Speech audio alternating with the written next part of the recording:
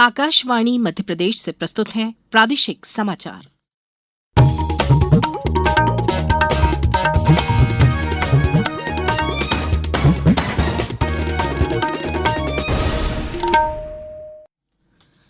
नमस्कार, समाचारों के साथ मैं राना शाहिद।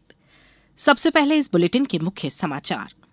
प्रधानमंत्री रोजगार मेले का 17वां चरण कल। प्रधानमंत्री मोदी 51,000 से अधिक युवाओं को सौंपेंगे नियुक्ति पत्र। मुख्यमंत्री डॉक्टर मोहन यादव की अध्यक्षता में आज हुई कैबिनेट की बैठक। सहकारी बैंकों से 0% ब्याज पर फसल ऋण रहेगा जारी। मुख्यमंत्री ने भोपाल में लाडली बहनों के साथ मनाया भाई दूज। कहा, अब हर माह मिलेंगे 1500। और ऑस्ट्रेलिया ने भारत को दूसरे एक दिवसीय मैच में 2 विकेट से हराया।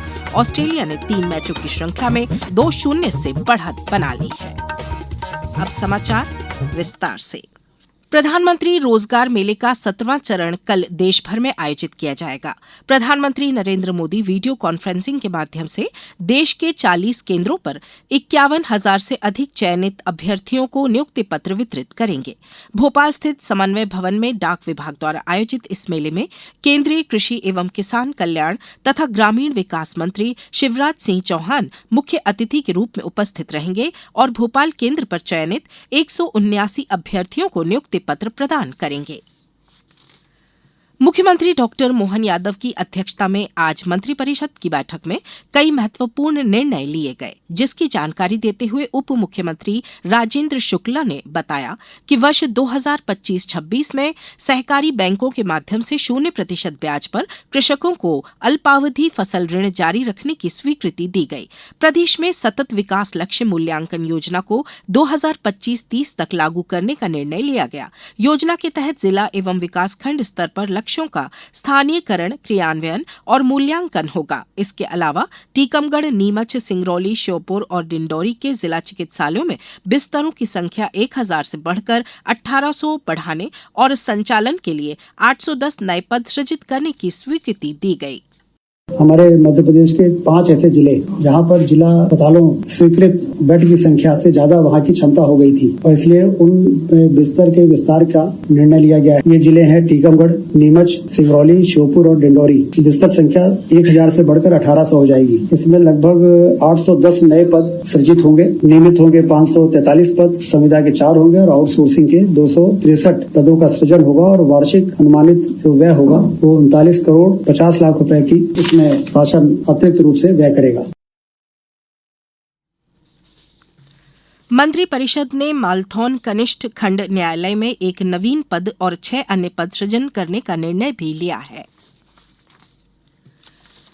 मुख्यमंत्री डॉक्टर मोहन यादव ने आज मुख्यमंत्री निवास में भाई दूज के अवसर पर लाडली बहनों के साथ कार्यक्रम आयोजित कर उन्हें शुभकामनाएं दी।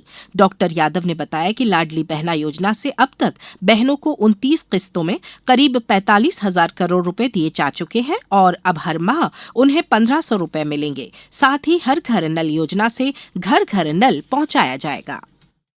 घर घर नल और हर नल से जल, ये जो गांव के अंदर कठिनाई थी, हमारे राज्य के अंदर कोई जिले का कोई गांव नहीं बचने वाला है जब बहनों को नल से जल की व्यवस्था नहीं होगी। कोशिश कर रहे हैं अधिक से अधिक स्थान पर बहनों के जीवन में कष्ट मिटे।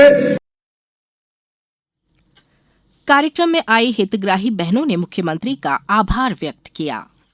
मेरा नाम ममता मालवीय है और मुख्यमंत्री ने आज भाई दूज के आयोजन में हमें इनवाइट किया है। उनका बहुत बहुत आभार है। महिलाओं के लिए बहुत अच्छा काम कर रहे हैं। हमें जो 1,250 रुपए हर पर महीने जो राशि मिलती है उससे हम अपना बहुत सारा खर्चा उठा लेते हैं। महिलाएं सक्षम है। आज सुमन गौर 1,200 रुपए की राशि जो हम लोगों को मिलती है, अब कम से कम बहनों को चूल्हा तो नहीं जलाना पड़ता, फूकना तो नहीं पड़ता, धुआं तो नहीं लगता आँख में। सब बहनों को बहुत अच्छा सहयोग कर रहे हैं और भाई दूज के अवसर पे मैं उनका शुक्रिया अदा करती हूँ। धार, गुना, शिवपुरी, छिंदवाड़ा और पांढुना सहित प्रदेश भर में भाई दूज का पर्व मनाया जा रहा है। प्रधानमंत्री नरेंद्र मोदी मलेशिया के प्रधानमंत्री अनवर इब्राहिम के निमंत्रण पर इस महीने की 26 तारीख को 22वें आसियान भारत शिखर सम्मेलन में वर्चुअल माध्यम से भाग लेंगे। एक सोशल मीडिया पोस्ट में श्री मोदी ने कहा कि उन्होंने मलेशिया द्वारा आसियान की अध्यक्षता ग्रहण करने पर मलेशिया के प्रधानमंत्री अनवर इब्राहिम को बधाई दी। अब समाचारों में वक्त है ब्रेक का। ये समाचार आप आकाशवाणी मध्य प्रदेश से सुन रहे हैं। ये समाचार बुलेटिन YouTube पर Madhya Pradesh news all India radio channel पर और Facebook साथ ही X प्लेटफॉर्म पर AIR न्यूज भोपाल पर सुने जा सकते हैं। इसके अलावा आप हमारी वेबसाइट newsonair.gov.in पर अथवा न्यूज ऑन AIR ऐप पर भी समाचार सुन सकते हैं। ब्रेक के बाद समाचारों में एक बार फिर आपका स्वागत है। प्रधानमंत्री नरेंद्र मोदी द्वारा घोषित वस्तु एवं सेवा कर GST सुधार पिछले महीने की 22 तारीख से लागू किए गए हैं। प्रधानमंत्री ने इसे बचत उत्सव का नाम दिया है और इससे पूरे देश के उपभोक्ताओं को लाभ मिल रहा है। देवास के किशोर पटेल ग्राहक ने GST पर दी गई छूट को लेकर अपने विचार साझा किए हैं। मेरा नाम किशोर पटेल है, मैं देवास निवासी हूँ। 1 महीना पहले जो GST में कटौती की है उसका हमें बहुत फ़ायदा दिखाई दे रहा है। मैंने मोटरसाइकिल परचेस की है, उस पर मुझे 25,000 रुपये का फ़ायदा हुआ। इसके लिए मोदी सरकार को बहुत बहुत धन्यवाद। प्रदेश में वाहन चेकिंग की पारदर्शी व्यवस्था लागू करने के लिए पुराने परिवहन चेकपोस्ट बंद कर दिए गए हैं और उनकी जगह 45 रोड सेफ्टी एवं एनफोर्समेंट चेकिंग पॉइंट शुरू किए गए हैं। इन पॉइंट पर बॉडी वॉर्न कैमरों और POS मशीन के माध्यम से ऑनलाइन चालानी कार्यवाही की जा रही है। सड़क दुर्घटना पीड़ितों के लिए नकदी रहित उपचार स्कीम 2025 भी शुरू की गई है।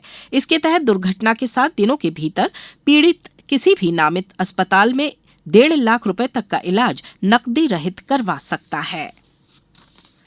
रक्षा मंत्री राजनाथ सिंह की अध्यक्षता में आज नई दिल्ली में रक्षा अधिग्रहण परिषद ने 79,000 करोड़ रुपए के सैन्य सेवाओं के प्रस्ताव मंजूर किए, जिसमें भारतीय सेना, नौसेना और वायुसेना के कई अत्याधुनिक उपकरण शामिल हैं। सेना के लिए ट्रैक्ड नाग मिसाइल MK2 और हाई मोबिलिटी व्हीकल्स मंजूर किए गए हैं। नौसेना के लिए लैंडिंग प्लेटफॉर्म, डॉक्स और इलेक्ट्रो ऑप्टिकल इंफ्रारेड सिस्टम तय किए गए हैं। वायुसेना के लिए सहयोगी लंबी दूरी लक्ष्य संतृप्ति विनाश प्रणाली सहित अन्य प्रणालियों को मंजूरी दी गई, जो स्वचालित टेक ऑफ, नेविगेशन और पेलोड डिलीवरी क्षमता प्रदान करेगी।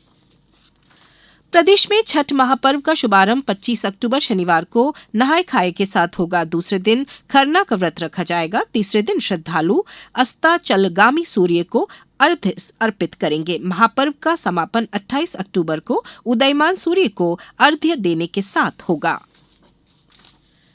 केंद्रीय रेल मंत्री अश्विनी वैष्णव ने यात्रियों की सुविधा सुनिश्चित करने के लिए आज नई दिल्ली में रेल भवन के वॉर रूम से त्योहारों के दौरान चलने वाली विशेष रेलगाड़ियों की स्थिति की समीक्षा की। उन्होंने अधिकारियों से बातचीत की और छठ पूजा से पहले तैयारियों का जायजा लिया। त्योहारों के दौरान बढ़ती यात्रियों की संख्या को नियंत्रित करने के लिए वॉर रूम की स्थापना की गई है।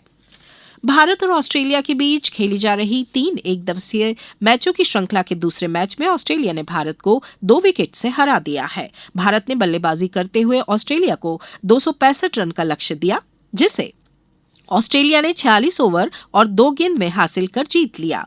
ऑस्ट्रेलिया ने अब इस श्रृंखला में 2-0 की अजय बढ़त बना ली है। 25 अक्टूबर को अंतिम मैच सिडनी में खेला जाएगा।